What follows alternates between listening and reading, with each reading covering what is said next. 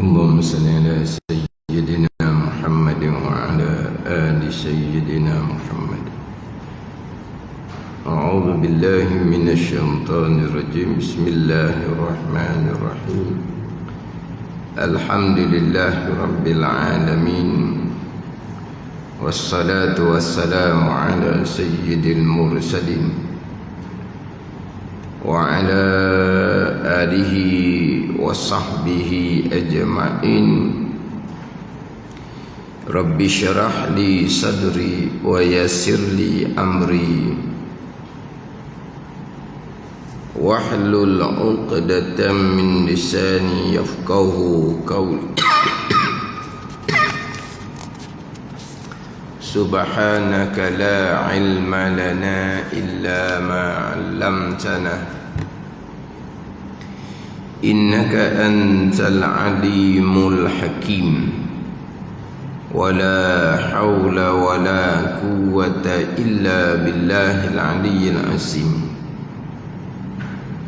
Kitab Zahratul Murid, muka surat 5, baris yang ke-8 daripada bawah.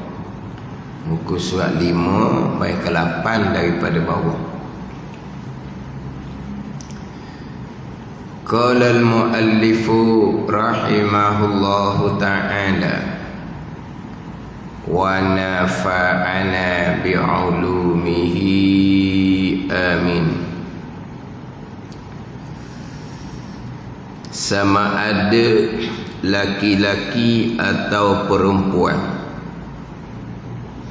dan sama ada merdeka atau sahaya atau khodam, dan sama ada manusia ataupun jin, tetapi mukallaf jin itu daripada asal kejadiannya tiada mukallaf jin terhenti atas bulugh, atas baligh. Sama ada laki-laki atau perempuan. Ini takmin daripada kata orang mukallaf ni orang yang berakal, yang sampai umur, yang setel panca indera. Sama ada laki-laki atau perempuan. Jadi sekarang ni didatangkan erti mukallaf. Mukallaf ni bahasa Arab, tapi mukallaf ni jadi bahasa Melayu lah. Sebut mukallaf kita faham lah. Sebut mukallaf ni orang yang ditaklifkan syarak. Mukallaf ni orang yang ditaklifkan syarak. Taklif ni memberati oleh syarak. Memberati oleh syarak. La yukallifullahu nafsan illa wus'aha. Tidak memberati oleh Allah Ta'ala akan seseorang melainkan perkara yang mampu diusahakannya. La yukallifullahu nafsan. Tidak memberati oleh Allah Ta'ala akan seseorang.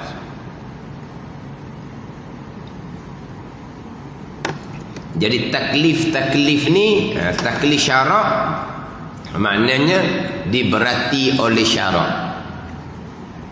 Nanti dia akan pergi kepada dipanggil hukum taklifiyah yang 5. Hukum taklifiyah yang 5. Bukan perkataan ni biar jadi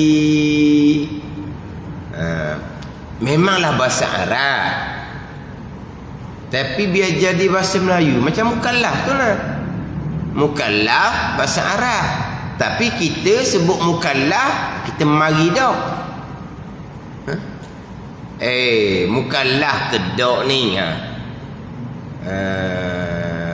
orang yang OKU macam ni contohnya orang sindrom Down tu, akan timbul persoalan. Dia ni mukallaf ke tidak? Kalau mukallaf wajib sembahyang. Kita faham lalu dah tu. Kan orang sindrom Down ni kan, akal mereka, IQ mereka tahapnya tak sama. Sindrom down. Sindrom down ni kalau kita cakap kampung, orang muka serupa. Yalah, kita panggil orang muka serupa.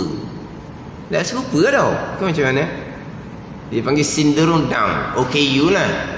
Kita panggil orang muka serupa sebab dia serupa je. Lelaki ke perempuan ke, muka lebih kurang.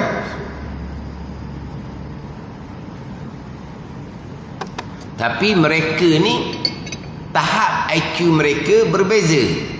Maka timbul persoalan ibu bapa.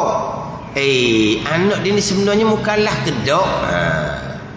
Mukallaf, ibu bapa nak kena sentiasa tekan bab semayang. Contohnya lah. Sebab dia mukallaf.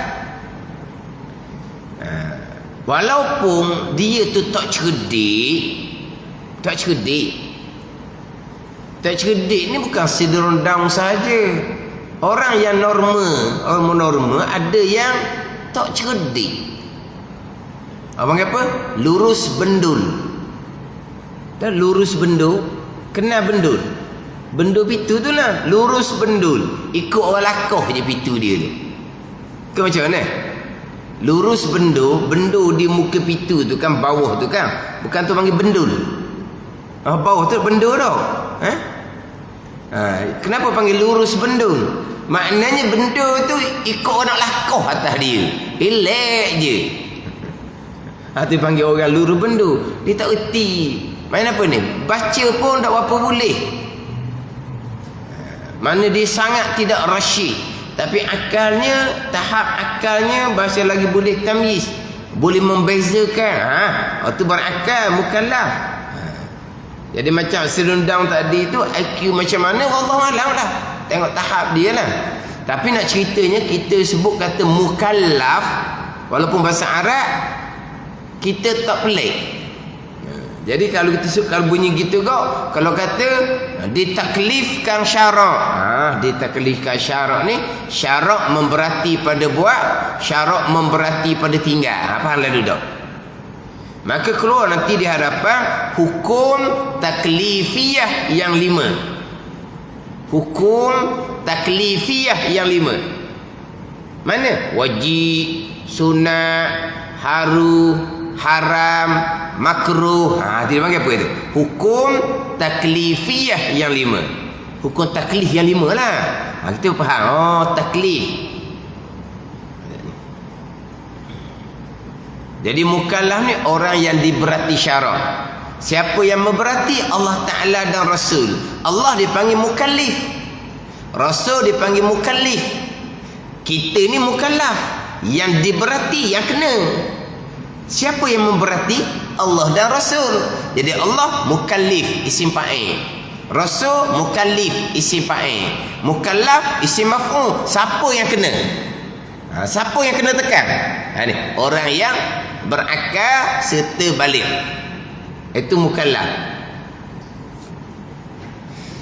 Jadi bicara bab mukallaf ni sebab permulaan pembicaraan tauhid dalam kitab Zahratul Murid ni dimulai dengan awal-awal yang wajib atas mukallaf itu mengenal akan Allah Subhanahu wa taala. Hak awal-awal, hak mula-mula yang wajib atas mukallaf ialah mengenal akan Allah Subhanahu wa taala. Awaluddin ma'rifatullah. Bermula awal agama ialah mengenal Allah. Ini hak permulaan yang wajib atas mukallaf. Erti mukallaf. Dia nak perici. Mukallaf ni orang yang akil, yang berakal, walaupun IQ dia rendah, kecerdikan dia kurang. Macam tadi lah sindrom down. Tapi ada sindrom down ni yang tidak tamyiz. Akal dia tak boleh nak beza mana kadang-kadang. Ada yang kena sentiasa ajar. Sentiasa ajar tu tanggungjawab bapak tu. Ajar sentiasa. Nak kali lupa pula, ajar pula. Nak kali lupa pula, ajar pula. Ni. Sebab dia masih lagi boleh terima pelajaran. Dan dia memang akal dia boleh beza. Faham tak ni? Jadi ni wallahualam lah ni. Ini bergantung kepada penilaian Doktor tau. Bang akal ni siapa yang menilai? Bukan doktor. Doktor boleh cek tau. Otak kita ni markah kecerdikan tu berapa? Doktor boleh nilai tau. Dia buat apa ni? Pergi jumpa dengan dia, nak cek apa? Nak cek akal saya tu markah banyak mana. Cerdik ke? Cerdik sangat geliga. Cerdik sangat geliga tau. Cerdik biasa cerdik. Cerdik sangat ni geliga tau.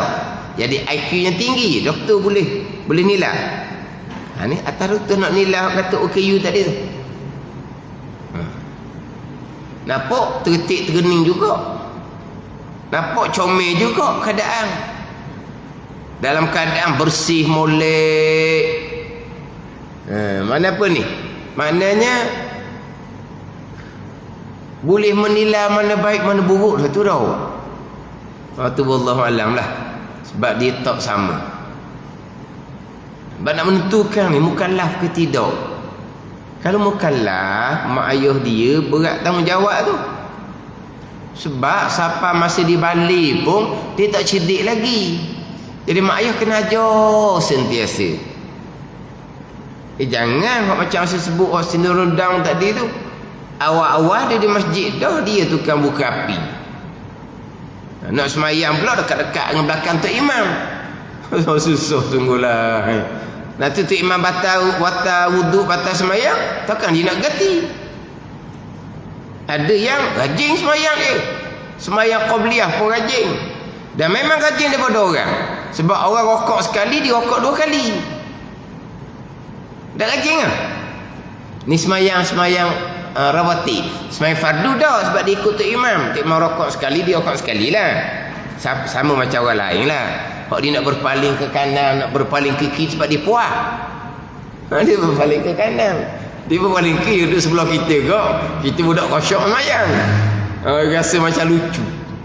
Budak ni paling pula dah kita ni. Orang ni semayang kita. Dia ganggu juga. Dah duduk paling, kita duduk tengok, kita duduk sebelah dia. Budak ni semayang kedok ni. Tapi kalau semayang sunat, rokok 2 kali. Macam mana dia punya akal dia? Dia comel, jubah laginya. Serbang laginya. Walaupun dia kat serbang tu lucu dah, tapi ikat kat serbang dah banding ayah haji. Ayah haji balik Mekah, serbang pun tak pernah ikat di kepala. Siapa hok ke hadapan? Baik dia lah. Ayah haji serbang penuh dalam lemari. Berapa lah dalam lemari tu? Pakai pun dah. Tapi wallahualam tu bakal. Sebab mukallaf ni orang berakal, balik, kemudian sejahtera panca indera dengan bahawa jangan buta tuli sekali macam bicara merupah. Jangan buta tuli sekaligus daripada masa dilahirkan.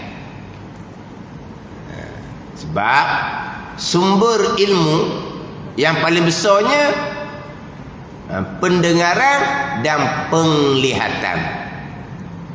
Pendengaran dan penglihatan. Tapi yang paling besarnya adalah pendengaran. Yang paling besar adalah pendengaran. Tak ada ni. Sebab itulah lebih baik orang yang pendengaran comel, mata buta, daripada orang yang mata celek, dia pekak. Lebih baik orang yang pendengaran dia comel, mata dia buta, daripada orang yang mata celek tetapi pendengarannya tak ada, pekak. Orang yang pendengaran dia comel, mata dia buta, dia belajar cepat faham, dia hafal Quran cepat ingat. Sebab mata ni dia banyak perkara keduniaan. Mata ni dia banyak perkara-perkara maksiat nak banding dengan telinga. Jadi bila mata dia tertutup, tak ada dah dosa mata dia ni. Bila dosa mata dia tak ada, lidah dia akan terkawal. Bak dosa lidah ni mari daripada mata. Mata tengok, lidah pun kata. Mata tengok, lidah pun camik.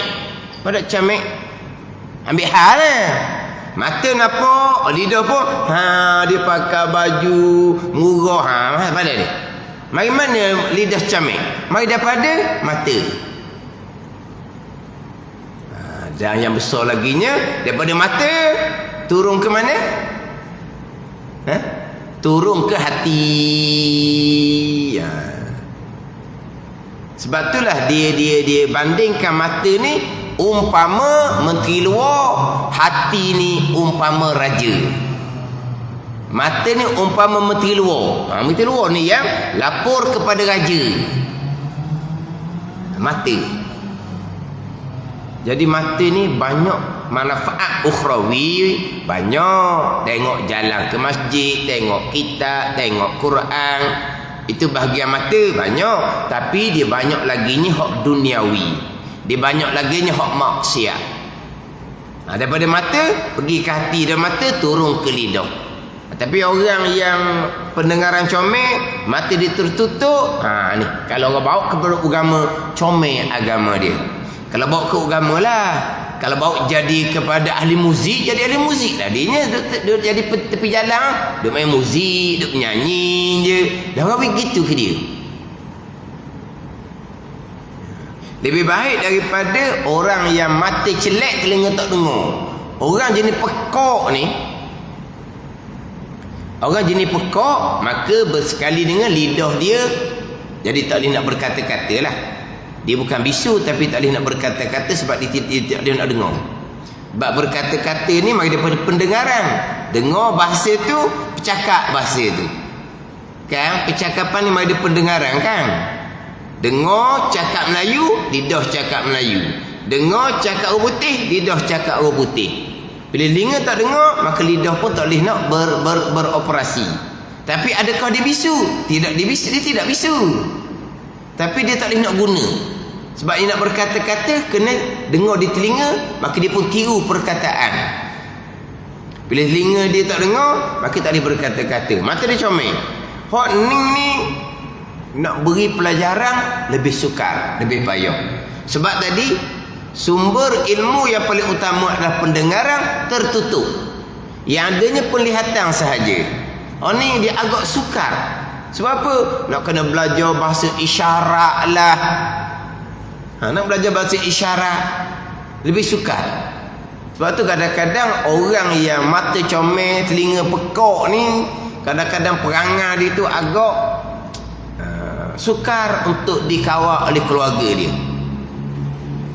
Sebab tu kata, oleh kerana sumber ilmu yang paling besar adalah pendengaran dan penglihatan. Tapi dua-dua tu sumber ilmu lah. Maka lebih utama orang yang pendengaran comel, mata dia buta, nak banding dengan orang yang mata celek tapi telinga dia pekak. Comel dua ni barulah mudah untuk dapat ilmu. Sebab tu kita ni cakap, orang belajar ni panggil orang dengar.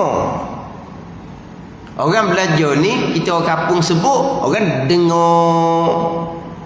Ke kata? Ke orang lihat gitu. Lagi mana tu? Nak pergi lihat. Ada orang cakap gitu? Ada? Pergi belajar. Nak pergi mana tu? Nak pergi lihat.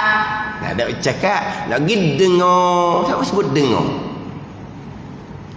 Dengar telinga. Lihat-lihat mata. Baru tak sebut lihat. Kenapa sebut dengar? Sebab pendengaran lah yang paling utama. Sumber ilmu. Dia panggil dengar. Orang belajar tu dengar dia panggil.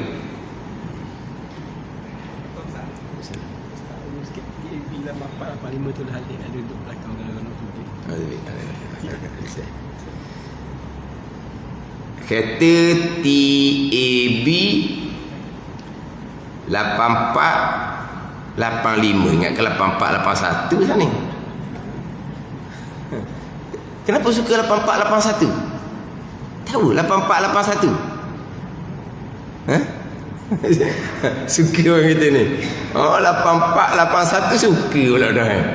Tanya Mak Haji belakang. 8481 maksud dia apa? Orang suka tu sebab apa? Dah. Bukan ni 8485 ni. Bukan 8481 ni.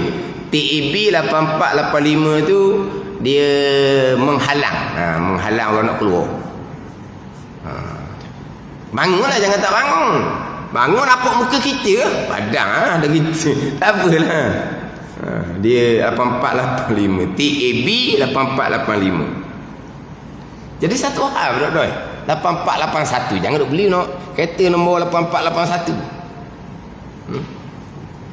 Kenapa dia 8481? Ada pasal-pasal nombor jadi huruf. Nombor lah. Huruf apa?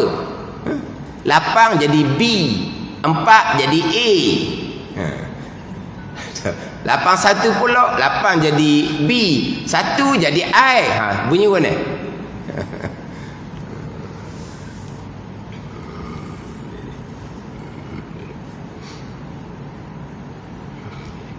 Jadi sumber ilmu pendengaran dan penglihatan tertutup kedua-dua daripada lahir, maka tak ada hukum lah. Tak ada hukum. Tak ada. Adapun dia hilang pendengaran, hilang penglihatan hari tua kerana penyakit kecil manis kedok-kelah. Tu mukallaf. Tapi macam buat lepas lah. Allah nak cerita macam mana ke dia? Cerita tak dengar. Tunjuk tak nampak. Nak cerita apa? Nak cerita subuh, zuhur ni, asar ni. Sebab bagi dia malam 24 jam bagi dia. Sebab apa? Tak nampak. Kita nak cerita macam mana? Semayang tak ada cerita. Dah dia pandai bawa sendiri. Wuduk dia pandai ambil sendiri. Kiblah kita yang bubuh ke dia. Tak apalah. Kiblah kita bubuh ke dia. Kiblahnya arah mana? Persoalan kitanya, dia nak semayang apa? Tunggu lepas saya buat gambaran. Ni reka je ni. Tulislah dah. Ambil tapak tangan dia, tulis. Zuhur tulis zuhur. Dia pun sebut zuhur, kita pun raih. Kalau sebut salah, kita pun pakar. Gitu je lah. Orang lain tak ada masalah. Tapi kalau puasa pula, terkejut dia, nak macam mana? Masuk jari kita dalam mulut dia, nak wayak makan sahur ke mana? Tak, dia tak ada ni, dia tak ada. Malam dia tak ada, siang dia tak ada, waktu sahur dia tak ada, waktu pagi, tengah hari petang dia tak ada. Kita kejut dia untuk makan sahur. Macam mana buat? Dia mungkin bangun nak main subuh. Tak subuh lagi nak makan sahur ni. Kita pun pipin di dapur gitu tau. Pergi dapur. Lepas tu kita nak kena ajar dia pula. Nak beritahu ke dia, niat puasa sebab ni. Waktu sahur ni nak niat puasa. Apa ni? Wallahualam tu. Kiralah guna-guna pun. Time berbuka tak apalah. Kita pipin dia duduk kursi. Kita pun bubuh air. Tu sudah pegang gelas. Dia tahulah tu. Nak minum lah tu. Tapi jangan biar awal-awal. Orang azam baru kita barulah dia minum. Nak kira mana? Kalau diuji, orang tua seumpama tu. Yang tukang jaga nak atur macam mana? Sebab mukallaf. Orang tua ni mukallaf. Dia kekal hukum agama kekal. Kita yang jaga dia. Dia kalau tersilap macam mana sekalipun, dia tak ada salah. Dia tersilap semayang. Subuh pas subuh. Zuhur tak ada ni. Dah dia tidur kan? Dia tidur lama, dia kejut subuh. Dia tidur lama, dia kejut subuh. Kalau tak jaga dia, bangun main subuh. Bangun semai subuh. Tak kira ke pukul. Dia tak ada dosa apa pun. Sebab dia tak sengaja.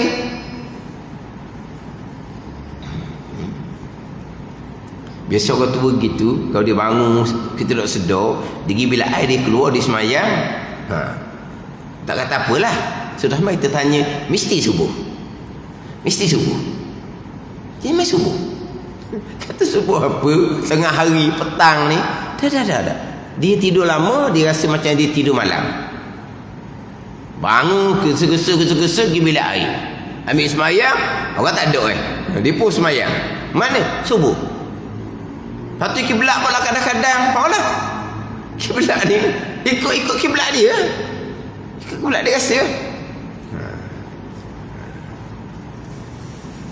Tapi kalau hok setakat mata tak nampak, telinga dengar, senang cerita.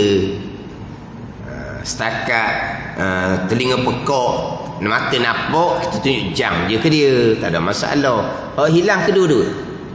Kalau daripada lahir gitu, tak ada hukum.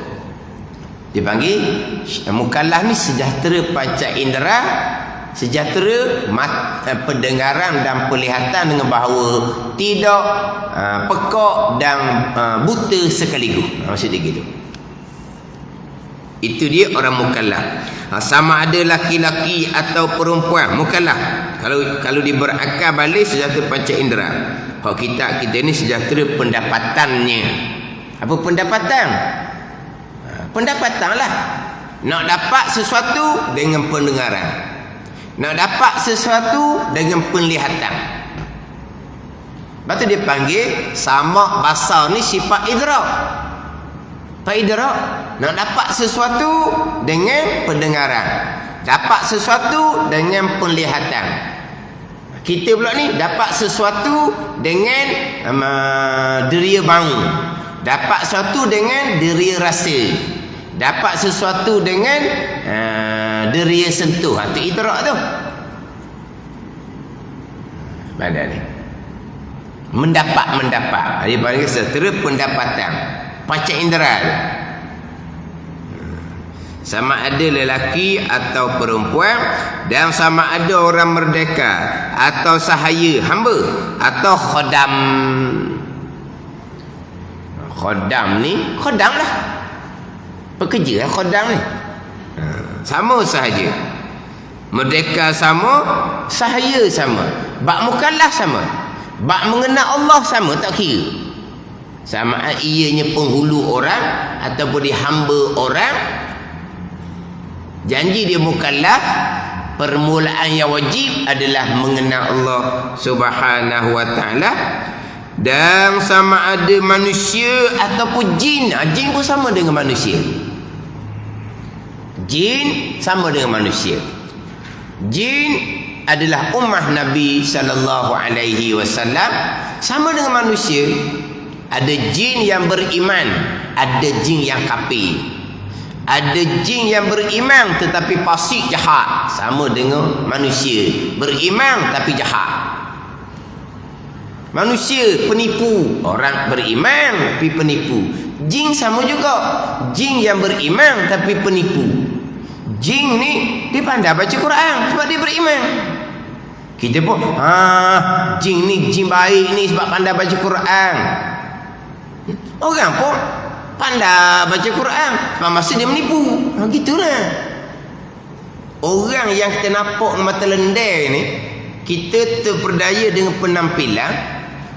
Jin yang kita tak nampak ni, oleh kerana dia pandai baca Quran, jin ni baik, dia pun turut ke jin. Makan di jin dari depan dia. Dah dia boleh baca Quran tu jin Islam, dia boleh baca Quran. Islam baik ya. Orang macam mana? Orang Islam baik-baiklah. Orang Islam hak jahat-jahat lah. Hak bunuh orang, hak mencuri, hak merampok, terbabit dengan dadah. Bukan orang Islam sebahagiannya. Orang Islam lah. Tapi orang Islam yang jahat sama je dengan jin. Kalau jin tu jin kafir, baca Quran dia lagi. Tapi kalau jin tu jin Islam, baca Quran dia baca sama. Nak kata mana? Tapi Islam yang jahat. Sebagaimana manusia yang kafir, dia bekerjasama dengan orang Islam yang jahat. Orang Islam yang jahat, dia akan bersama dengan orang kafir. Sama juga dengan jin. Yang buat khianat tu jin kafir. Pergi berobat dengan jin Islam yang jahat, yang bersama dengan jin kafir. Dia pun kadang-kadang beri upang lah, berobat lah, sembuh sikit. Lepas tu dia royak pada jin kafir tu, mungkin ubuh pula. Lepas tu aku pergi berobat pula sikit, tu aku boleh makan upah. Maka orang ni takkan boleh lari daripada jin Islam yang jahat, yang bersama dengan jin kafir yang buat bunuh, yang buat sakit pada manusia ni. Akhirnya orang ni akan duduk dengan jin tu seumur, duduk cari dia. Demam, cari dia. Sesemut, cari dia. Ini benda yang benda gaib. Jin benda gaib, dia sangat mempengaruhi pegangan kita. Sebab apa mempunyai pegangan kita? Sebab pegangan kita sama juga. Beriman dengan Allah, gaib. Beriman dengan qada qadar, gaib. Dia benda dalam. Jadi jin ni, jin kafir buat sakit, jin Islam buat baik. Dia mudah nak makan hati pegangan dengan hak gaib ni.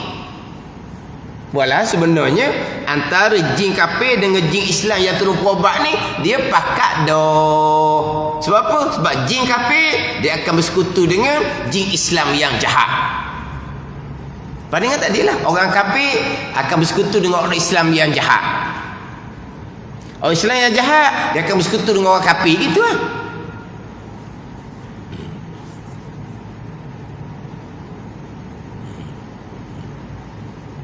Kita boleh tengok macam mana orang kafir Yahudi laknatullah buat sekejam-kejamnya di Palestin. Orang Islam ramai ke dah? Ratusan juta orang Islam. Biarkan saja. Bunuh yang di luar. Mana? Tak berlaku seumpama tu. Tak kira mu hospital ke, mu tempat wartawan ke, mu ni tempat askar pengaman ke, dia tak ada hukum, Dia bunuh sebunuh-bunuhnya.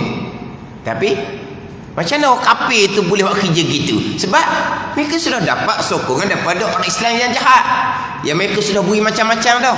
Gitulah bandingan dia.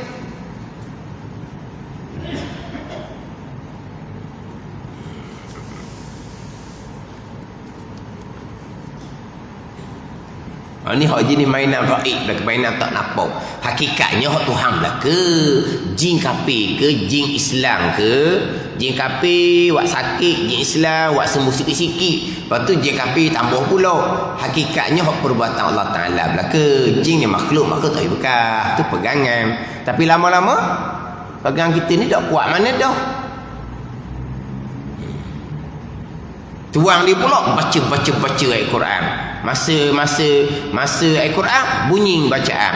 Lepas tu dalam masa yang sama baca tak bunyi pula, tak bunyi. Kenapa sekali bunyi sekali dah? Hak bunyi macam Quran, hak tak bunyi pula. Agaknya Quran pun Quran kedok pun dah tahu kita bukan hafal Quran. Bunyi Arab Quran lah kitanya. Quran dia baca warna pun dah tahu.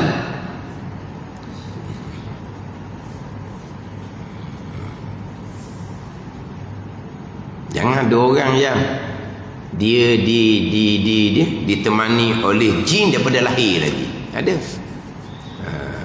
Itu peninggalan daripada orang tua-tua terdahulu. Maka jin lah yang bimbing dia konon-kononnya. Kalau dia masa muda, kalau dia labak bangun subuh, jin ni kejutkan dia. Kalau dia lambat sembahyang, jin peringatkan dia. Kata jangan pakai gitu. Kita tak pakai jin, kita pakai Quran hadis. Jin ni suruh benda baik. Dia belakang je mula-mulanya. Akhirnya nyata kemudian jin tu ajar ke dia, kamu kalau nak berkahwin kena berzina dahulu, lekat perut dahulu, baru kamu boleh berkahwin. Kalau kamu berkahwin dahulu, barulah lekat perut, anak tu akan jadi mati. Dia kata. Dia mula dah. Hak kata jin baik tadi ni. Kejut subuh ke dia, semalam lambat, peringat ke dia. Kata dah jangan, kata.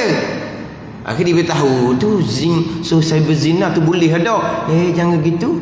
Menghalalkan zina yang haram ijma' ulama murtad terus, kata. Tapi dah dia masuk dah dengan jin tu, dia orang nak tahulah. Kita aja dah tidak pakai dah orang perempuan. Awal-awal dia kata jangan pakai. Kita pakai Rasul, kita pakai Nabi sallallahu alaihi wasallam, bukan pakai jin. Jin ni suruh benda baik, dia boleh baca Quran.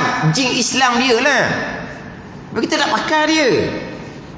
Agama tak suruh pakai jin. Akhirnya sungguh suruh berzina dulu, lekat perut baru berkahwin dengan lelaki. Dia kata boleh pak jin dia sungguh ni. Puno ranah kata.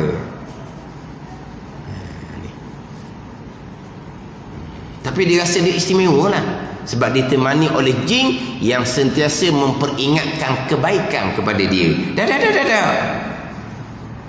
Dia hanya cari peluang saja untuk menyesatkan.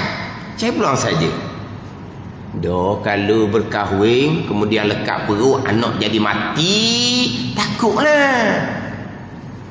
Mana bersama dahulu lekat pun baru berkahwin. Anak sulung akan selamat, anak kemudian tak ada isu. Anak pertama jadi isu. Oh pandai dia pusing. Dia nak tunggu tak serang. Hai kata penorang jangan.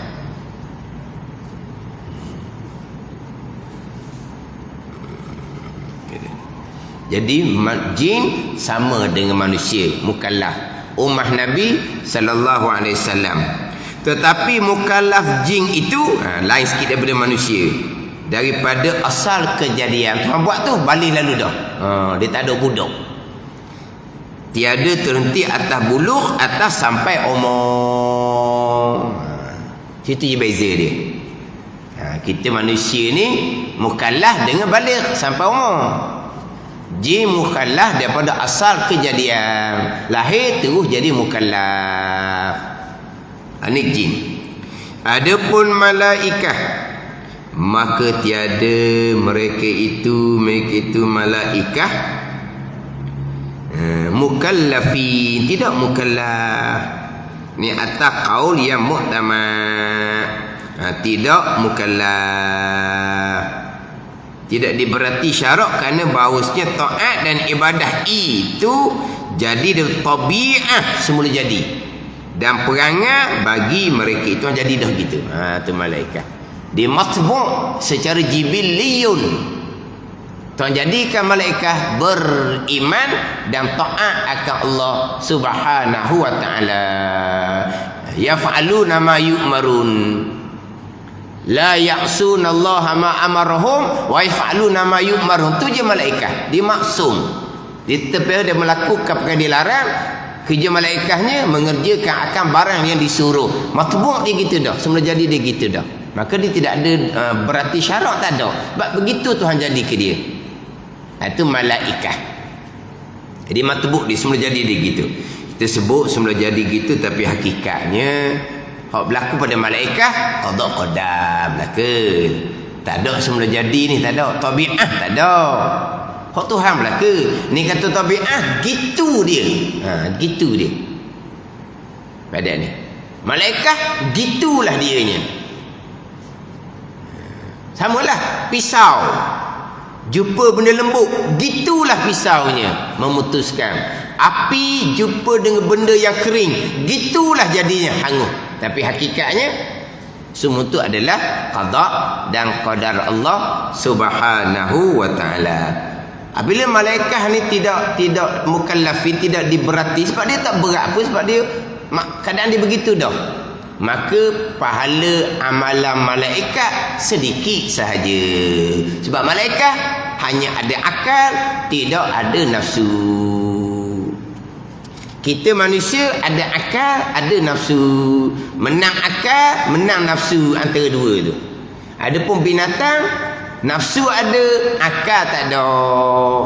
Jadi manusia menang akal, naik tahap malaikat. Manusia menang nafsu, turun tahap binatang. Bahkan terkadang lebih sesat daripada binatang. Balhum adal, lebih sesat daripada binatang.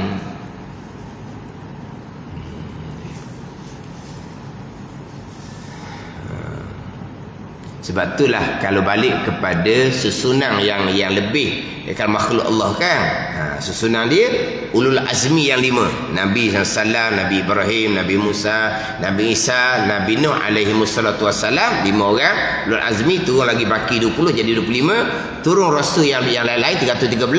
Turun kepada nabi-nabi 120,000 orang. Dia turun pada ru'asaul malaikah, kepala malaikat, ketua malaikat Jibril, Mikail, Israfil, Israil. Habis itu turun kepada auliaul bashar, dimulai dengan sahabat Nabi sallallahu alaihi wasallam. Habis manusia-manusia yang tinggi di sisi Allah Taala, habis sebab aulia-aulia habis. Barulah turun pada malaikat ramai-ramai. Jadi kalau manusia ni dia menjadi hamba Allah yang soleh, lebih afdal di sisi Allah daripada malaikat hak biasa-biasa. Adapun Jibril, Mikail, Israfil, Israel lebih afdal daripada Sayyidina Abu Bakar radhiyallahu anhu. Mati beza dia. Mana malaikat ramai-ramai ni bawah daripada manusia yang ada kedudukan di sisi Allah Subhanahu wa taala. Sebab manusia dia kena taklif syarak, dia kena berhati syarak. Malaikat tu jadi begitu dah dianya. Jadi pahala tak banyak lah. Sebab itulah sembahyang 2 rakaat anak Adam ni yang sempurna zahir dan batin lebih besar pahala daripada malaikat biasa. Dia panggil awamul malaika, malaikat kebanyakan yang rokok sujud daripada asal jadi sampai ke kiamat. Lebih pahala manusia yang sampai 2 rakaat yang sempurna zahir dan batin. Sebab apa? Sebab manusia ni nak jadi sempurna tu dia kena mujahadah sungguh-sungguh. Malaikat santai saja sebab tuan jadi dia begitu dah sampai ke kiamat. Gitulah dianya. Tak ada berat apa-apa. Sebab tu malaikat bukan mukallafin, bukan mereka yang diberati pada syarak. Faidatun, bermula alamat buluh kanak-kanak itu 2 perkara kalau laki-laki, dan tambah lagi 1 perkara 3 perkara kalau orang perempuan. Lelaki perempuan keluar mani yang pertama, umur 15 yang kedua, lelaki perempuan sama. Cuma perempuan tambah 1 lagi, keluar haid. Jadi alamat balik kanak-kanak lelaki 2, alamat balik kanak-kanak perempuan 2, capur 1. Jadi 3 lah. Alamat balik kanak-kanak lelaki 2, keluar air mani dan cukup umur 15. Balik kanak-kanak perempuan 2 tadi, keluar air mani dan juga umur 15, capur yang ketiganya keluar haid. Ni alamat balik pula ni. Ni kita ngaji nak kitab fiqh. Alamat balik ni ngaji kitab fiqh. Tapi kitab Zahratul Muri ni wajib atas mukallaf. Siapa mukallaf? Orang yang akil serta balik. Alamat balik dia di mana? Satu. Alamat balik ni biasanya dalam kitab fiqh. Ini perincian kita. Permulaan yang wajib atas mukallaf mengenal Allah. Siapa mukallaf? Akil balik, berakal siapa mau. Apakah alamat di balik? Perempuannya keluar haid. Kalau nak cerita panjang lagi, apakah darah haid? Sekurang-kurang haid, sebanyak-banyak haid. Allah, kalau tidak tak ada sini ada. Sekat tu je, keluar haid je. Nak panjang lagi, cerita baik lah pula. Kita cerita baik pula. Jadi pekoh lah jadinya. Dia perici satu-satu. Wallahu a'lam.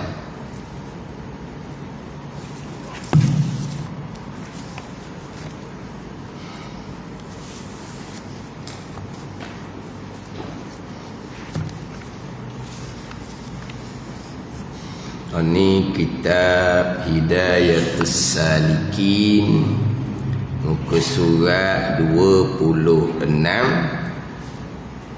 baris yang ke-14 daripada bawah. Surat 26 baris yang ke-14 daripada bawah.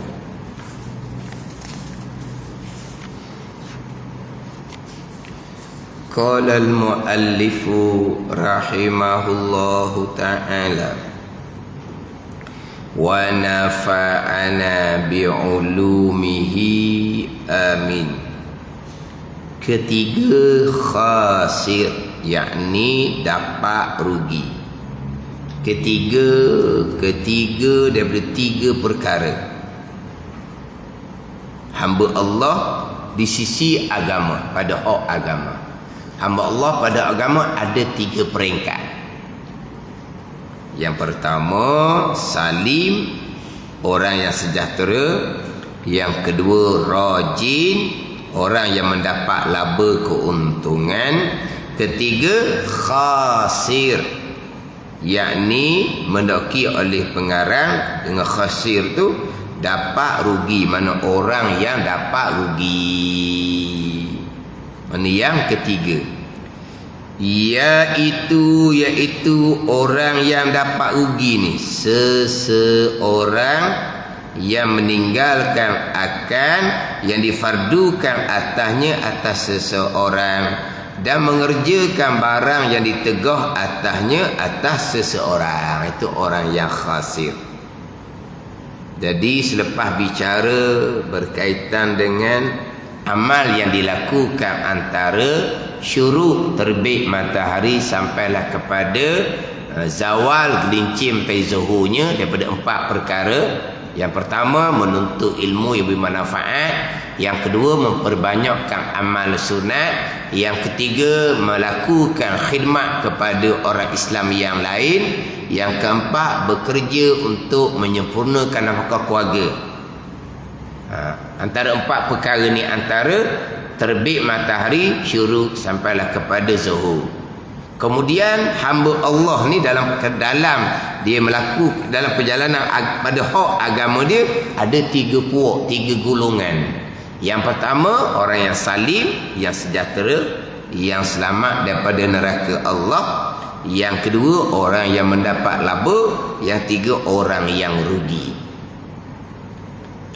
Kalau kira baliknya, hak paling tingginya yang kedua rajin, nombor 2, yang pertama salim, hak paling rendah sekali adalah nombor 3 ni, khasir. Sebab orang yang salim, orang yang sejahtera yang daripada seksa Allah Ta'ala ni, orang yang beriman, beramal soleh dianya dengan mengerjakan surah zahir dan batin, meninggalkan dengan zahir dan batin. Ini orang yang sejahtera, selamat daripada neraka Allah Subhanahu wa Ta'ala. Dengan iman selamat dari kekal neraka, dengan amal soleh selamat dari neraka Jahannam, ke syurga Allah. Tapi tak dapat laba untung lagi nya, selamat saja. Selamat molek-molek dah dengan mengerjakan sekalian amal yang wajib zahir dan batin, meninggalkan sekalian maksiat zahir dan batin, selamat daripada neraka Jahannam, masuk syurga. Pergi pula pada perhitungan darajah syurga. Darajah ni bergantung kepada orang yang labanya banyak, orang yang untungnya banyak. Orang laba banyak ni orang yang wajib sunat, tu orang laba.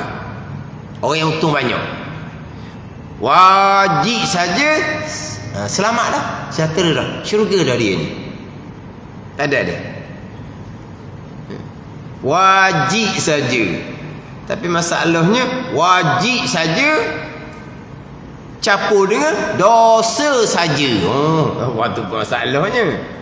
Dosa pula, dosa anak Adam pula mengumpat contohnya kau.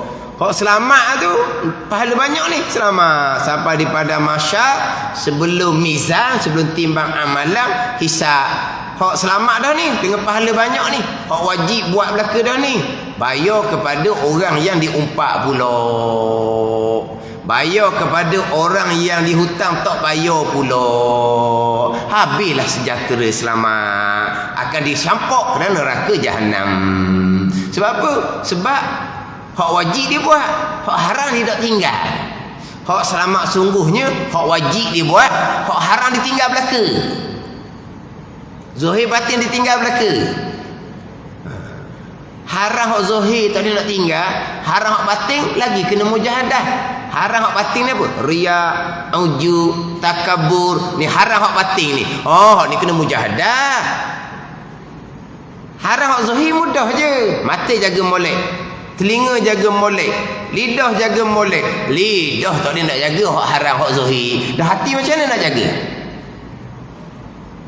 Wajib buat belaka pun, fardhu ain belajar belaka. Semayang tak pernah tinggal, Ramadan tak pernah tinggal, zakat tak pernah cuai, Mekah sekali selesai dah. Hak wajib buat belaka, tapi hak haram tinggal belaka ke tak? Dia nak selamat ni, hak wajib buat belaka, walaupun sunat dia malah, hak haram ditinggal belaka, baru selamat. Hak wajib dia buat belaka, hak haram dia buat juga. Betul macam mana? Selamat. tahta masyiatillah lah. Bawah kehendak Allah Ta'ala lah. Gimana?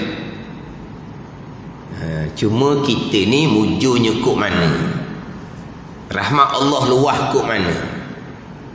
Mati je kita, pahala berpanjangan daripada iman dan ibadah anak cucu, dosanya terhenti. Dosa terhenti daripada tambah, dosa pula diampuni dengan doa keampunan daripada anak cucu sendiri pula. Harap situ je lah.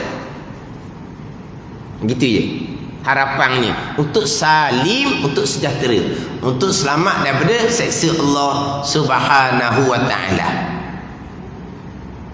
Agak situlah. Bila mati, pahala tak berhenti. Anak cucu kita beriman, pahala kita. Anak cucu kita semayang, pahala kita. Anak cucu kita sedekah, pahala kita. Anak cucu kita puasa Ramadan, pahala kita. Anak cucu puasa Senin Khamis, pahala kita. Anak cucu dak majlis ilmu, pahala kita. Banyak mana pahala bertambah. Dosa tidak bertambah dah. Bukan dosa tidak bertambah, dosa akan diampuni. Ni dengan doa keampunan anak cucu. Ini rahmat ni.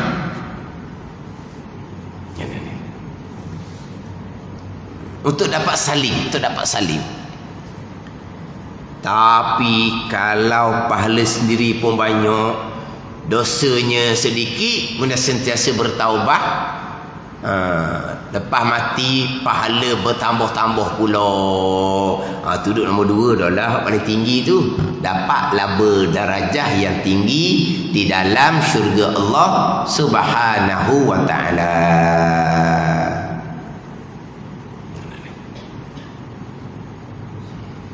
Itu penting kepada keturunan tu. Penting pada keturunan. Kalau keturunan kita tak ada, sedekatun jariah lah tempat kita ni. Itu je lah. Bila keturunan kita tak ada, tempat kita ni sedekatun jariah. Sebab kalau keturunan tak ada, harta benda kita nak tinggal ke mana? Kalau keturunan ada, sedekah jariah kita kurang tak apa. Sebab harta benda kita akan tinggalkan sebagai sebagai pusaka untuk anak cucu yang beramal soleh. Digunakan harta kita untuk amal soleh, pahala. Ada ni. Jangan orang ceramah dia nak minta derma kita. Dia nak minta derma kita, dia pun keping supaya derma ke dia. Hak kita derma ni jadi hak kita, sedekatun jariah. Hak kita mati, hak kita tinggal pada anak cucu kita, bukan hak kita dah. Dia kata sia-sia. Allah. Yang tukang ceramah tu tak ada simpanan ke? Hak tukang ceramah tu tak ada rumah tangga ke? Ada rumah tangga. Jual rumah tangga tu dulu, minta derma orang apa? Dan duduk mana? Sewa sudah lah. Duduk khemah-khemah ke, basah-basah buruk ke. Rumah sesegar indah. Tinggal siapa tu? Tinggal kepada anak bini lepas kita mati. Dah sia-sia kan? Simpanan tak ada sesi habuk dah. Simpanan banyak.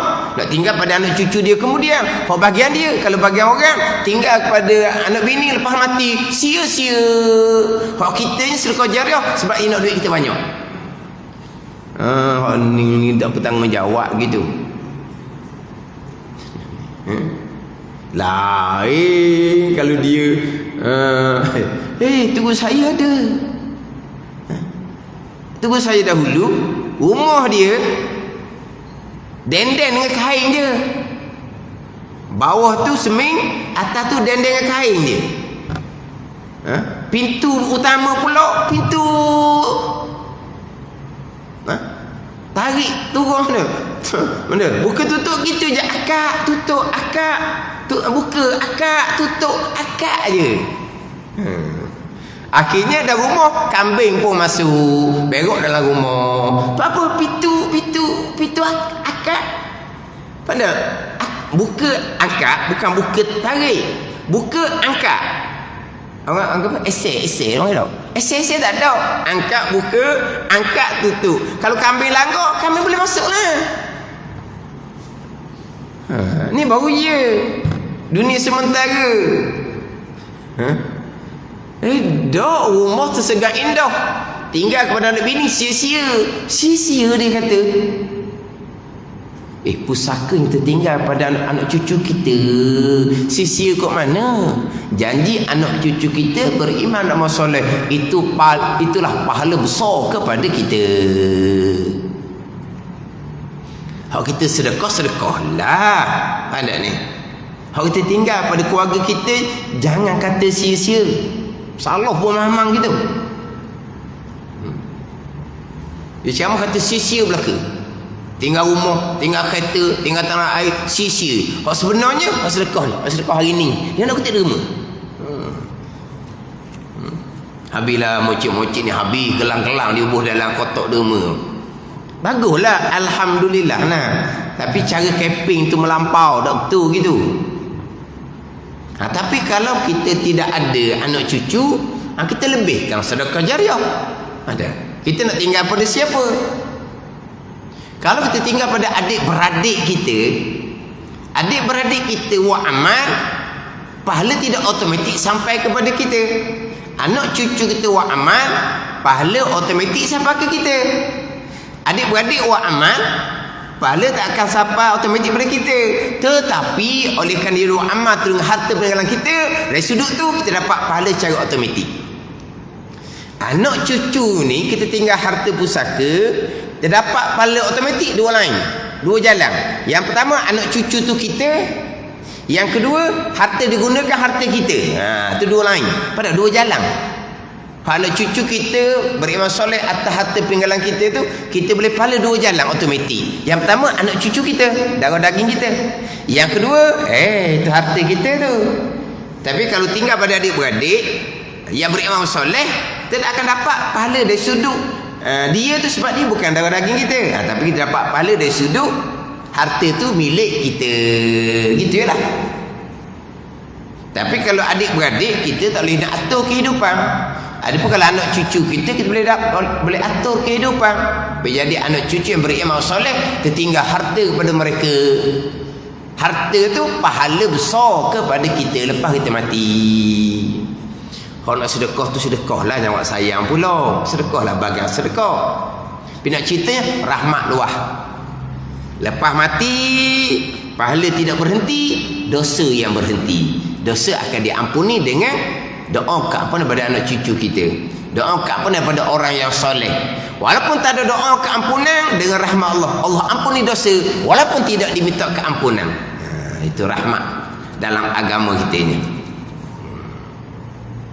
Yang pentingnya akidah comel, amal zahir batin kena comel. Itu dipanggil apa tu? Raja. Raja, mengharapkan rahmat daripada Allah Subhanahu wa taala. Ketiga, khasir, yakni dapat kerugian, iaitu seseorang yang meninggalkan akan difardukan atasnya dan mengerjakan berteguh atasnya. Hak ning ni kita dak cerita bab ilmu dah ni. Ilmu beres. Kalau ilmu fardhu ain tak mengaji, tauhid tak belajar, tak ada bincang dah. Tu. Itu tak ada nilai. Itu tutup buku awal-awal tu. Orang Islam sahaja, imam tak peduli, itu tak ada kira. Berjemaah di waktu pun tak ada kira. Gaji wak sunat pun mainan syaitan saja, tak ada kira. Sekarang ni ilmu kemah, akidah betul. Tetapi hak kewajipannya dia tidak kerjakan, ditinggal. Kewajipan taubah ditinggal. Kewajipan zuhud dia tinggal. Kewajipan tawakul dia tinggal. Kewajipan ikhlas dia tinggal. Kewajipan sabar syukur dia tinggal. Ini khasir. Dan mengerjakan barang yang tegah atasnya, hati riak, ujub, takabur, hasad. Ini orang rugi. Hak zahir semayam lah ke? Hak zahir berjudi tidak, minum arak tidak, tak ada lah ke tu? Tapi hak batin, ada orang rugi. Orang yang belajar comel ni, orang belajar comel. Tapi amal batinnya tidak dipedulikan. Ni orang rugi. Tapi kalau ilmu fadhil tauhid ditinggalkan, ilmu fadhil fiqh tasawuf tidak dipedulikan, waktu kita tak bicara waktu. Itu tak bicara. Itu orang yang syaqiyun. Pak Nabi kata wa yahramul ashqiya. Nabi kata dan menegah oleh Allah Ta'ala akan ilmu akan mereka yang Allah takdirkan pada azal, orang yang celaka iaitu ahli neraka. Itu saja. Nabi kata dah wa yahramul ashqiya, dan mengharam. Apa haram? Menegah, menghalang Allah Ta'ala akan ilmu akan mereka yang Allah takdirkan pada azal, orang yang celaka, ahli neraka. Termasuk ahli nerakanya hak kekal. Allah akan halangkan ilmu akidah kepada dia. Allah halangkan ilmu iman tauhid pada dia. Ilmu akidah, ilmu iman, ilmu tauhid tak minat, tak berahi, lari diri. Hak ni tak ada bahagia. Ada ni. Orang yang celaka yang akan dihumbangkan kepada neraka Jahannam. Pada MPK, pada tasawuf, dia tak peduli. Oh, tiga-tiga tak peduli, tak ada benda lah tu. Itu orang yang celaka. Izuhri, dia semain berjemaah ni waktu. Orang yang celaka, tak ada bahagian. Dah, orang yang belajar-belajar kemudian itu Tuhan buka jalan. Orang yang semayang bang tak pernah tinggal. Orang ahli masjid lama dah. Kemudian dia pun belajar Allah selama ni tak ada benda. Tak ada benda. Ada ni. Bukan orang belajar ni orang baru semayang. Oh, dia dulu tak semayang, masjid tak mari. Bila dia semayang dia pun belajar fadhil. Ada juga gitu. Pihak ramainya semayang daripada budak laginya. Puasa daripada budak laginya. Kemudian barulah tuan buka hati nak belajar. Lepas belajar akidah salah. Dah kira salah macam mana? Orang celaka. Tapi Tuhan buka jalan ilmu. Mana apa ni? Yuhamus su'adat, Nabi kata akan dibuka ilhamkan ilmu akan mereka yang Tuhan takdirkan pada azab orang bahagia. Dia orang bahagia, akhir Tuhan buka jalan ilmu dia walaupun kemudian bertaubat dengan Allah Ta'ala. Dia orang bahagia.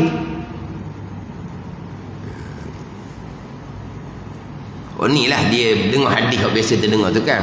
Inna ahadakum la ya'mala bi amali alinnar hatta ma yakunu bainu min ila zira fa yasbiqu alaihi alkitab fa ya'malu bi amali ahli jannah fa yadkhuluha. Ini hadis ni masyhur. Seseorang kamu tu beramal dengan amal neraka, tidak ada antara seseorang dengan neraka mereka sasta. Maka terdahulu tetapangnya dia orang yang ahli syurga, dia beramal dengan amalan di syurga, dia mati masuk syurga. Fikir-fikir balik dia kata bukan tak semayang dahulunya oleh neraka, semayang akidah salah, memang ahli neraka. Semayang tanpa ilmu, memang ahli neraka. Semayang tanpa disedari ditinggalkan kerana jahil bakhil nifaq, memang ahli neraka. Satu waktu semua ditinggalkan kerana jahil bakhil nifaq, satu hukuk dalam neraka 80 tahun, satu hari di neraka 1000 tahun dunia. Ni ahli neraka ni semua tak cukup kerana jahil nifaq. Riya, ujud, takabur, ahli neraka. Tapi Allah telah meletakkan pada azal dia orang yang di syurga. Akhir dia beramal dengan amal di syurga. Apa dia amalan di syurga? Beriman dan beramal soleh. Dulu dia beriman ke tak? Tidak. Sebab pada tauhid dia tak belajar. Dulu beramal soleh ke tidak? Tidak. Dia sembahyang tanpa ilmu. Ini orang sembahyang bang dia berfikir, oh inilah hadis Nabi kata memang betul-betul kena atas batang tekak dia. Tapi bersyukur sangat-sangat. Sebab apa Allah tetapkan dia ahli syurga, dia beramal di syurga, beramal soleh, dia mati masuk syurga. Dulu akidah salah neraka, semayang salah neraka, riak ujud takabur neraka. Nampak zahirnya baik. Kata-kata bahagian masing-masing. Yang jelasnya Nabi kata dah akan diharamkan diteguhkan ilmu akan mereka yang Tuhan takdirkan pada azal, orang yang celaka. Kita sekadar fikir tak makul dia panggil, tak logik, tak munasabah. Macam mana boleh orang tak boleh belajar ilmu tauhid?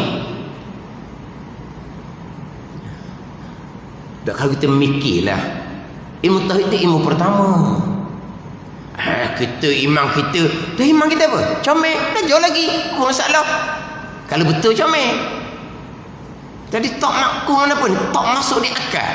Mari duduk masjid, berjemaah waktu, ilmu tauhid tak mau. Apa boleh jadi sebenarnya? Atau kata bahagian masing-masing. Bila Tuhan takdir pada azali orang celaka, ahli neraka, begitulah perjalanan dianya. Gitulah. Ilmu tauhid tak mau. Carinya tidak, mari mengajak, lari. Sebab begitu lalu. Mari mengajak ilmu tauhid, berjemaah waktu di masjid yang sama, malam ajar tauhid dia akan pergi surah. Dia terpayah buat qada. Payah apa? Dia tambah. Jemaah ni waktu. Tu kata bahagian masing-masing tu. Tapi kalau kita pakai akal zuhir kita kok, kenapa tak belajar ilmu tauhid? Ilmu bab akidah, bab iman. Kenapa tak mau belajar? Itu kata bahagian masing-masing itu. Kalau pakai zuhir tak makul lah, tak masuk akal kalau pakai zuhir. Tapi kalau pakai hak hakikinya, begitulah. Begitulah jalanan masing-masing. Baik syurga qada azali mustahil berubah, jahat neraka qada azali mustahil berubah.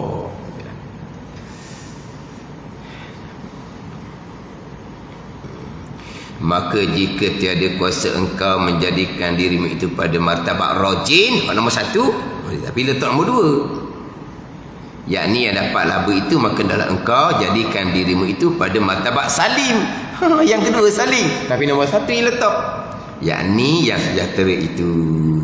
Dan hendaklah engkau takuti dan engkau jauh akan martabat khasir, yakni yang dapat yang tak bawah sekali. Betul lah. Yang pertama rajin, tak kuasa duduk di salim, jangan duduk di khasir. Ada khasir itu orang yang rugi.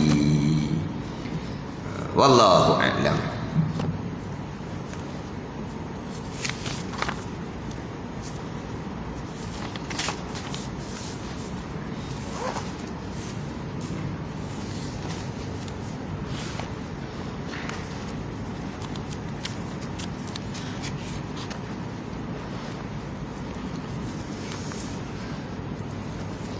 Ini kitab Hidayatus Salikin, muka surat 60. Muka surat 60, baris yang ke sebelah daripada bawah. Baris yang ke sebelah daripada bawah. Qala al-muallif rahimahullahu ta'ala wa nafa'ana bi'ulumihi amin.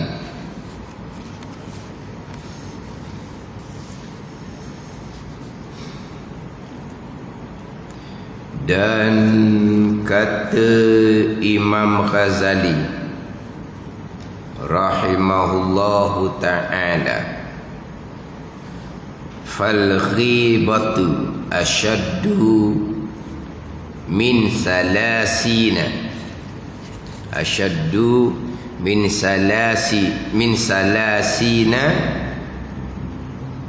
zinatan, salasina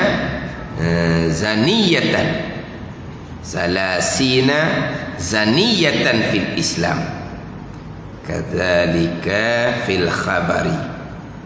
Artinya maka mengupat. Kalau hak nipih, kalau hak tebal mengumpat, dia ada mim. Kalau nipih ni dia tak ada mim. maka mengupak. Jadi baca straight dia pun dah ikut kitab. Baca ikut kitab lah dulu. Barulah kita baca ikut Melayu kita hok moden. Mengupak, bunyi pelik dah cakap. Kedai kitab dia tak ada mim hok nipi ni. Hok nipi ni hok lama, hok tebal ni hok baru ditukar ejaan kepada mengumpat. Artinya maka mengupak. Ini kata Mazali rahimahullah, terlebih sangat jahat ada 70 zina di dalam Islam. Ada ni 70 zina di dalam Islam. Zina pada masa kafir, masuk Islam tak ada, dolah diampuni. Apa kata 70 zina dalam Islam? Kalau dalam kafir dia kerja dia berzina je, dia mengucap dia kalimah syahadah, dia beriman dengan Allah Taala, saat pertama tak ada dah zina dia tu. Tak ampuni sekalian. Bukan zina tu ampuni sekalian. Dosa semua berhala puluh-puluh tahun pun tu ampuni sekalian. Hal ni zina dalam Islam. Demikianlah sudah waris daripada hadis Nabi sallallahu alaihi wasallam. Sama ada sudah waris datang. Ini isyarat ni, hadis ni ada kekurangan dia. Sama ada hadis ni dhaif ataupun lebih daripada tu lagi. Kalau kata sabata fil khabari, sabit pada hadis, maka hadis sama ada sahih ataupun hasan. Jadi hadis ni kurang lah. Cuma nak cerita berkaitan dengan peringatan nak menakutkan. Peringatan nak menakutkan. Tapi 30 zina ni bukan sekali zina. Ada ni. Ada pun yang terdahulu tidak sebut, disebut bersangatan di zina, tidak sebut 30 kali. Mengupak lebih bersangatan di zina. Kenapa? Kerana orang berzina bertaubat dengan Allah, Allah ampuni. Orang yang mengupak selagi tidak dimaafkan oleh diumpat, Allah tidak akan mengampuni. Tapi dah sebutlah 30 kali. 30 kali ni berat ni. Sekali zina pun tak boleh nak banding dah dengan mengumpat. Sebab zina ni fahisyah, keji. Bukan hanya haram dosa besar, keji. Berjudi Quran tak kata keji. Minum arak Quran tak kata keji. Pun zina fahisyah, keji, tak boleh nak banding. Jadi zina dengan mengumpat ni ulama berbeza pandangan. Haram ijma' ulama. Dosa besar ke dosa kecil? Mengumpat jumhur kebanyakan ulama letak dosa besar, tapi bukan ijma' dosa besar. Berzina ni tu dosa yang amat besar lagi keji. Ijma' dosa besar tak boleh banding dengan mengumpat dengan berzina ni. Ini 30 kali zina benda ni. Lebih kurang pelacur dah jadinya dah. Pelacur dah 30 kali. Pelacur bukan 30 kali zina. 30 kali zina tu sehari berapa kali dah. Ke mana? Pelacur ni tak di kerja waktu mana? Pagi sampai tengah malam. Dak, pelacur ni siang hari ada pelacur. Ada pelacur. Dulu masa saya naik bah pergi tani dulu, lalu kok pergi golok, saya biasa di semayang di masjid hak tabligh tu. Masjid tabligh tu ada budak tahfiz. Saya biasa pergi semayang situ, belakang dalam sikit.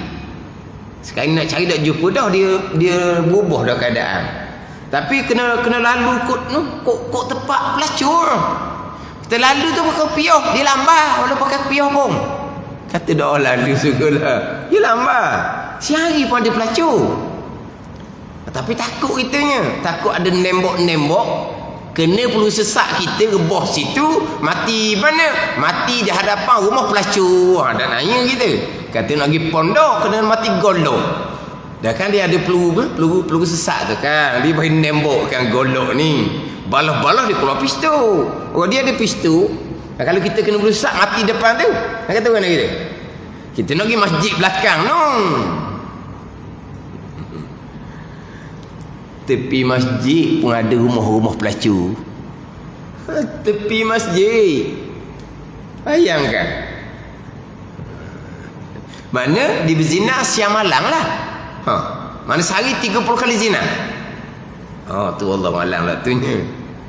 Tak lah, bukan sekali zina ni 30. Jadi dia hadis ni apabila disebut kelebihan yang sangat luar biasa, amalan ringkas saja tapi kelebihan dia sangat pelik.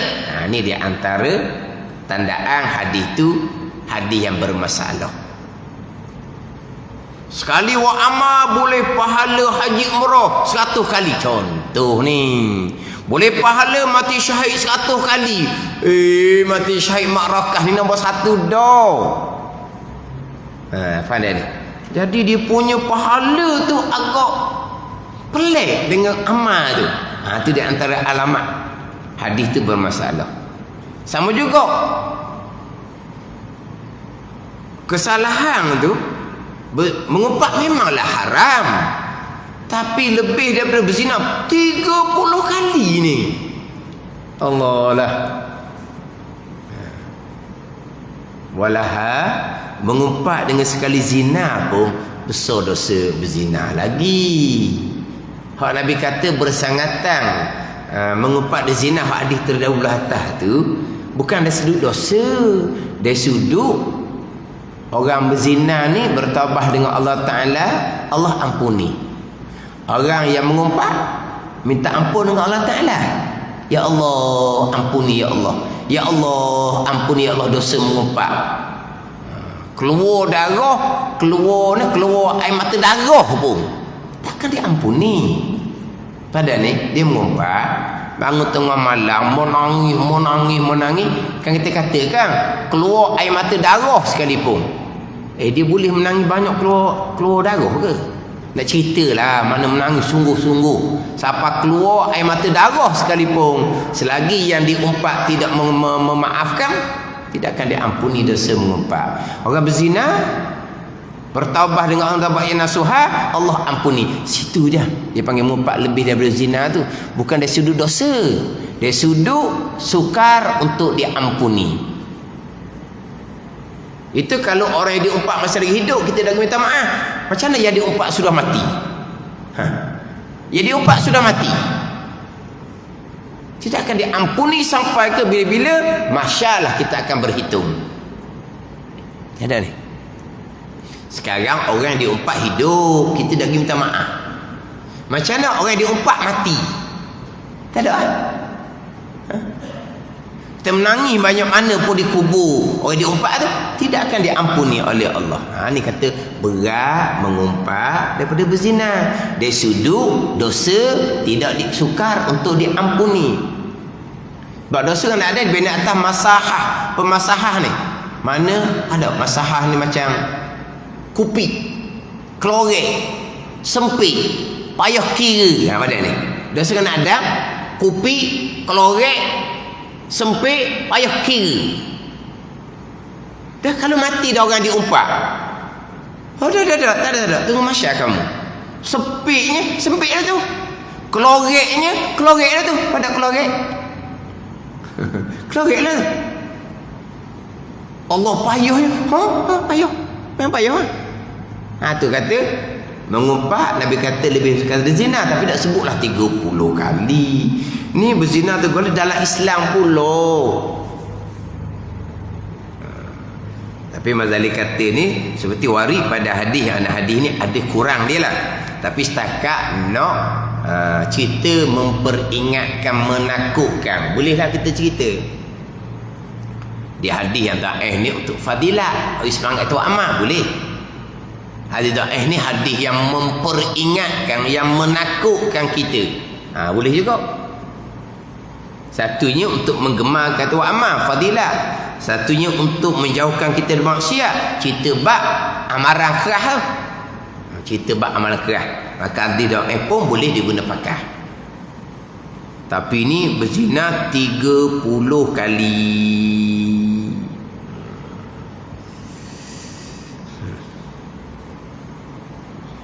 Tak silap ada tau, saya lupa dah. Lebih bersangkutan berzina dengan ibu sendiri tau. Lebih bersangkutan berzina di dalam masjid. Tu semua tu hak tak ni nak banding dah ke tu. Berat sangat tu. Kalau setakat lebih bersangkutan zina sekali je lah.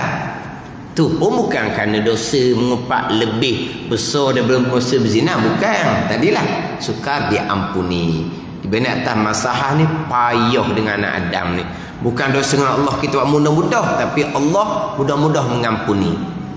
Jangan dosa dengan anak Adam. Anak Adam tu kena kira betul-betul, kena jaga betul-betul. Jangan orang. Orang ni berarti tidak pernah kosek. Bab maruah dia tu lah, umpatan tu lah nak kena jaga sungguh-sungguh. Bermula makna mengumpat itu boleh datangkan makna. Dan kita pernah bagi hati masuk tajuk mengumpat dimulai dengan makna lalu dah.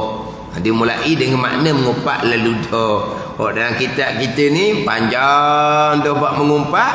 Makna dah hari lagi. Makna lebih dari separuh dah muka surat kalau nipis ni. Panjang dah cerita bab mengumpat. Ni barulah nak datangkan makna mengumpat. Bermula makna mengumpat itu bahawa engkau sebut akan manusia. Disebut gitu ni. Manusia ni agak umum. Manusia ni agak umum. Kalau dalam kitab Penawar Bagi Hati, dan kitab Penawar Bagi Hati, dia mengumpat ni ada dua tempat. Dua tempat bicara bab mengumpat dalam kitab Penawar Bagi Hati. Sekalinya pada membicarakan berkaitan dengan maksiat lidah. Anggota yang ketiga, dia bertujuh anggota. Mata, telinga, yang ketiga lidah. Kemudian dia pergi kepada bicara sifat mazmumah yang kedua, loba atas berkata-kata. Dia pun datangkan juga bicara bab mengumpat dua kali. Dan dua-dua tu didatangkan takrif dia. Takrif dalam kitab Penawar Bagi Hati ni dia lebih khas. Ni agak umum ni. Bahawa engkau sebut akan manusia dengan barang yang dibencinya, benci manusia akan dia, akan barang. Sebut engkau sebut akan manusia. Jadi umum sangat. Dalam kitab Penawar Bagi Hati menyebut engkau akan saudara engkau. Saudara engkau itu lebih khas. Mana saudara engkau? Saudara engkau saudara seagama. Itu lebih khas. Sebab Nabi SAW bersabda, mengumpat ni zikruka akhaka bima yakrah. Zikruka menyebut oleh engkau akan saudara engkau, bukan akan manusia. Akan saudara engkau lebih khas. Kalau manusia ni umum. Ada yang saudara kita seagama, ada yang bukan saudara kita, orang agama kafir. Manusia ni umum. Dalam hadis tidak sebut manusia. Zikruka akhaka bima yakrah, menyebut oleh engkau akan saudara engkau dengan barang yang ia benci akannya. Tarikh mengumpat ni, kata Imam Ghazali rahimahullah ta'ala, tarikh mengumpat ni ijma' ulama. Sebab tarikh ni definisi mengumpat Nabi yang tarikh sendiri. Tak ada ni. Kan pekoh kan banyak takrif kan. Takrif sembahyang, takrif air takrif mustamah ke, takrif. Dia banyak takrif dalam bab pekoh ni. Takrif tu ulama yang buat, bukan Nabi yang buat. Takrif tu definisi tu ulama yang buat. Adapun takrif definisi mengumpat ni Nabi yang takrifkan, definisikan. Maka takrif mengumpat ni ijma' ulama, kata Imam Ghazali. Menyebut oleh engkau akan saudara engkau dengan barang yang benci. Takrif Nabi ni berbetulan dengan ayat Al-Quran. Wala yarta' ba'dukum ba'da. Jangan mengumpat oleh semua kamu akan semua kamu, wahai orang-orang yang beriman. Dalam ayat Al-Quran. Jadi takrif hak Nabi datangkan ni bertepatan dengan ayat Al-Quran. Sebab dalam ayat tu dimulai dengan ya ayyuhallazina amanu. Wahai mereka beriman. Ya ayyuhallazina amanu istanibu katsiran minaz zanni inna ba'da zanni ismun wa la tajassasu. Wala yarta' ba'dukum ba'da. Jangan mengumpat oleh setengah kamu, wahai orang beriman, akan setengah kamu. Ni. Ini mengumpat sesama orang mukmin. Sesama orang mukmin boleh dipanggil mengumpat. Boleh dipanggil mengumpat. Maknanya kalau dia kata kepada orang kafir tak nama mengumpat, takrif tak kena. Dia kata pada orang kafir, orang kafir ni gemuk debong, orang kafir ni huduh sepang, orang kafir ni hitang legang, orang kafir ni apa lagi? Kata ganda pula kita dah. Gemuk debong, huduh sepang, hitang legang, apa lagi? Huduh sepang, jangan main. Mengumpat ke tak? Tak pergi mengumpat, tak kena dengan takrif dia. Lepas tu kita kata orang kafir lah. Siapa suruh kata orang kafir? Tak ada usul kata pun. Ada ni.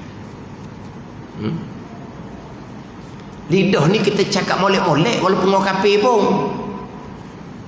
Nidak orang kafir, lidah cakap molek. Orang Islam dia makin hamu. Ada kau pesan gitu. Orang kafir kau dia duk puji lah, duk pertahan lah, duk defend, duk apa. Kalau orang Islam, tambah lagi orang alim yang dia kenal, dia makin hamu cukup-cukup.